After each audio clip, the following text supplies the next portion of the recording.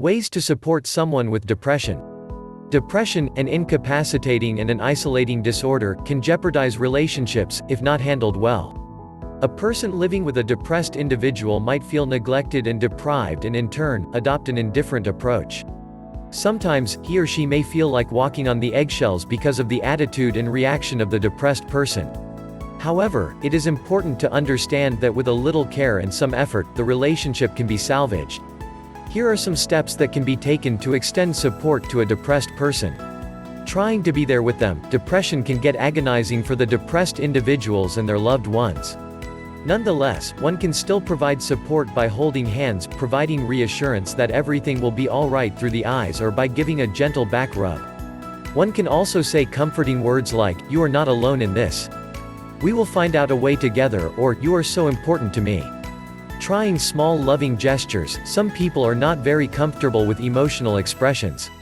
They can still extend their support by trying gestures like packing a lunch for the one who is depressed, leaving a care or a love note in the lunch box, sending them a text after regular intervals, helping them with the laundry, doing grocery shopping for or with them, accompanying them for a walk, etc.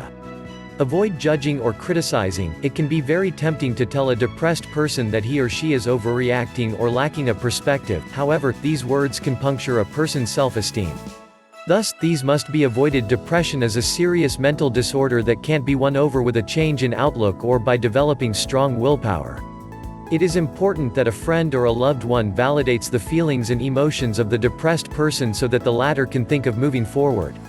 Paying attention to their self-care. Oftentimes, depressed people find it hard to pay attention to their self-care. They might not get out of bed the whole day, might skip meals, might not take shower for days, etc. This is the time when a friend or a loved one can pitch in and help them make their bed, eat some hot and nutritious meal, take a shower, and exercise and meditate. Rewarding them instead of punishing. Threatening a depressed person by saying things like, "If you don't take care of yourself, eat dinner, sleep on time, I'll end this relationship," is a merciless way of telling them that they are awful. Instead, one should use statements that are rewarding and encouraging at the same time, like, "Oh, you are up early, shall we go for a run?" or "While you cook dinner, should I help with the dishes?" Encouraging them to challenge their negative thought processes. Depressed people have serious negative thinking patterns.